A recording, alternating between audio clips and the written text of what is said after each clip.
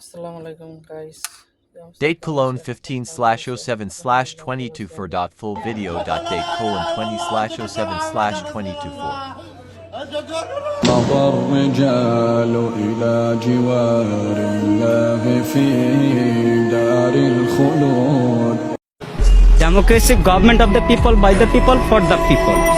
কে বলেছিলেন এই সংজ্ঞাটা? আমেরিকার 16তম প্রেসিডেন্ট আব্রাহাম লিঙ্কন, একজন মুচির ছেলে। সেই গণতন্ত্রের কি আছে? আপনি নিশ্চয়ই বলতে পারেন আমি কম বেশি শিক্ষিত। অবশ্যই কিছু শিক্ষিত। আমার হাতে কি রিক্সা? কেন?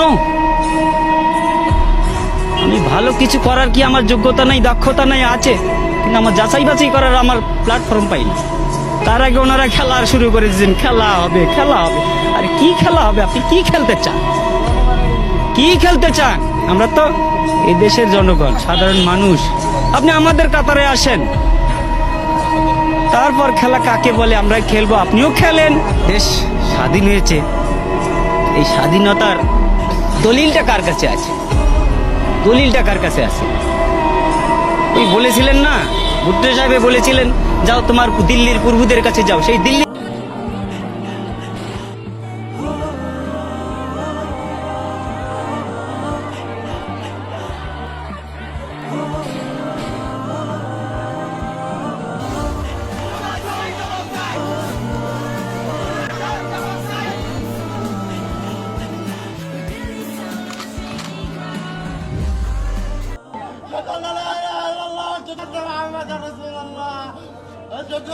مضى الرجال إلى جوار الله في دار الخلود.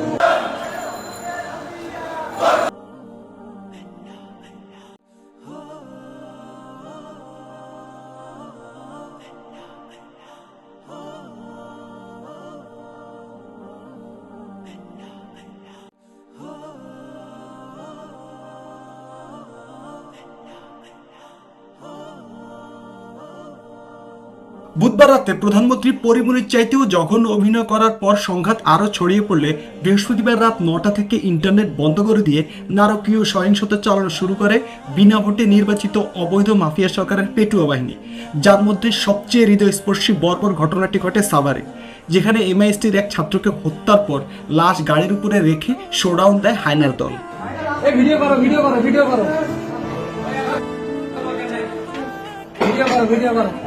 এরপর সেই লাশটি সাভারের রাস্তায় রেখে চলে যায় তারা।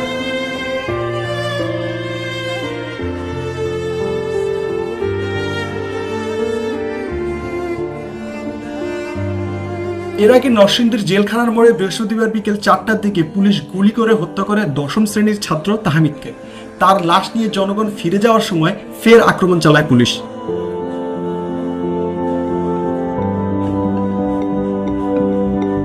বৃহস্পতিবার রাতে ইন্টারনেট বন্ধ হওয়ার পর প্রথম সহিংসতার খবরটি রামপুরা বনশ্রী বাড্ডা এলাকা থেকে পাওয়া যায়।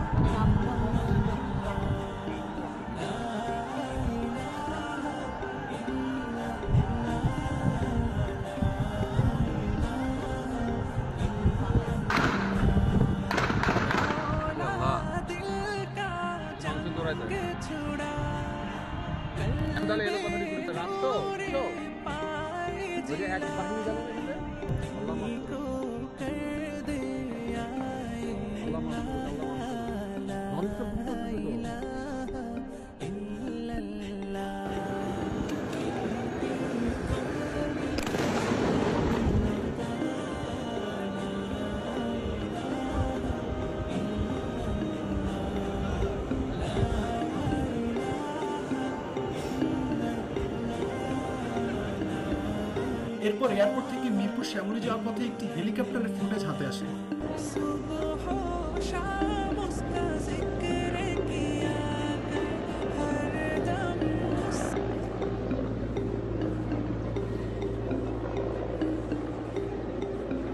বন্ধ হওয়ার পর রাত 10:30টার দিকে ঢাকা বিশ্ববিদ্যালয় প্রজন্ম 71 হল থেকে ছাত্রলীগের হামলার দৃশ্যটি সামনে আসে।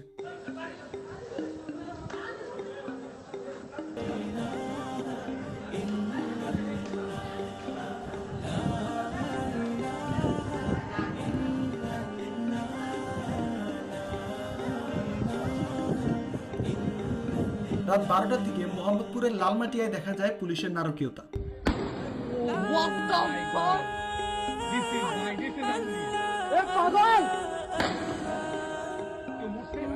রাত আনুমানিক 1:30টার দিকে বরিশালের চৌমাথা এলাকার দিকে ঘটে পুলিশের নারকীয়তা। 25 মার্চের কালো রাত। ওয়ালাইকুম মালিক সাইয়দ দেখ 25 মার্চের কালো রাত। আল্লাহ আল্লাহ চৌমতে কি চলতেছে আল্লাহ মালিক। ওই সাইয়দ দেখ দেখ দেখ দেখ ঘুমায়। রাত আনুমানিক 2টায় চাঁদপুর কালীবাড়ি মোড়ে ঘটে সহিংসতা।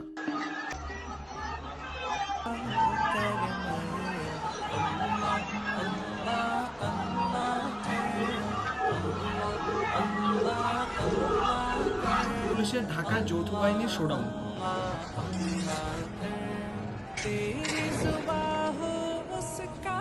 শুক্রবার সকালে রাজধানীর পলাশী মোড় এলাকায় আন্দোলনকারীদের উপর সাউন্ড গ্রেনেড, রাবার বুলেট এবং টিয়ার শেল নিক্ষেপ করা হয়।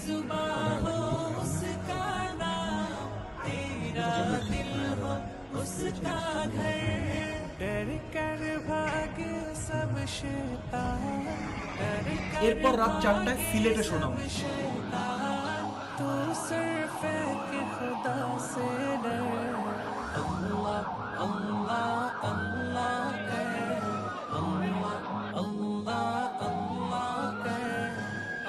সারা রাত দেশে যে সহিংসতা চলে তার চিত্র সকালে পরিলক্ষিত হয়।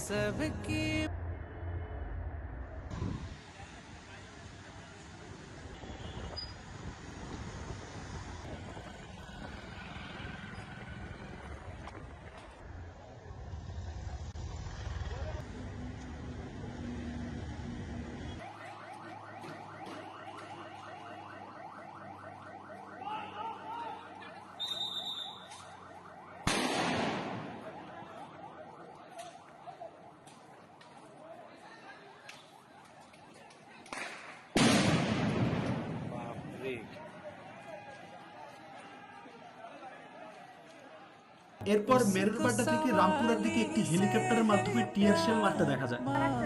আবার আসতেছে হেলিকপ্টার আবার আসতেছে।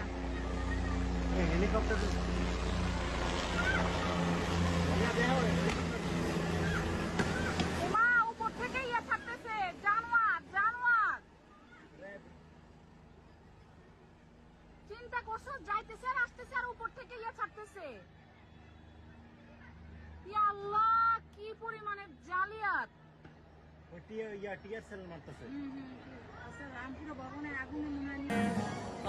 গত 2 দিনে রামপুরা বাড্ডা এলাকাতে সবচেয়ে বেশি সহিংসতার ঘটনা ঘটে, কিন্তু এরপরও বিজয় হয় আমাদের ছাত্র সমাজের।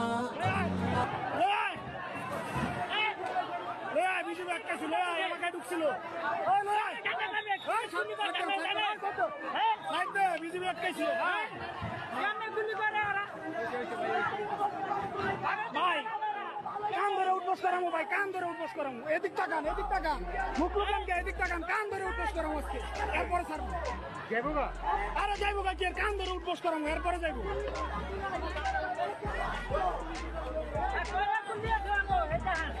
না ওদের কাছে বুলেট বেশি আছে, সমস্যা নেই।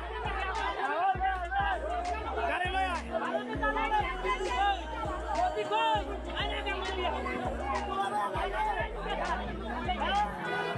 আমার কানের তলে সাংগ্রেড মারছি লিখে কান ধরে উঠবোস করাম। রামপুরা এলাকাতে তারা প্রবেশ করে এবং হাজার হাজার জনতা তাদেরকে আটকে দেয়।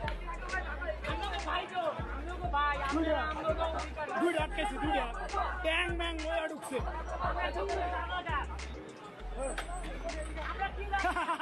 খেলা হবে। এরপর জুমার নামাজের পরে প্রতিরোধ গড়ে তুলে মুসল্লিরা।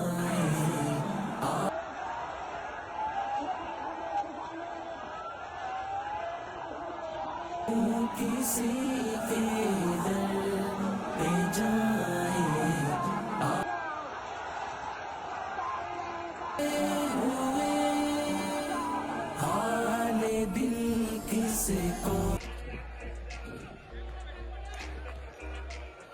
এর আগে আওয়ামী কার্যালয়ে ভাঙচুর,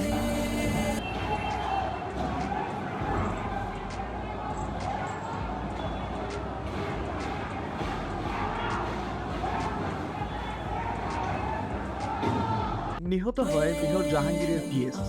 বাংলাদেশে ঘটে যাওয়া ঘটনায় স্থান পায় বিশ্ব মিডিয়ায়। আন্তর্জাতিক গণমাধ্যম আল জাজিরা বাংলাদেশের সংঘাতকে যুদ্ধের সঙ্গে তুলনা করে। দেশের বাইরে ইউকে, অস্ট্রেলিয়া, কানাডা, কাতার, আমেরিকা থেকে প্রতিবাদ জানাচ্ছে বাংলাদেশিরা।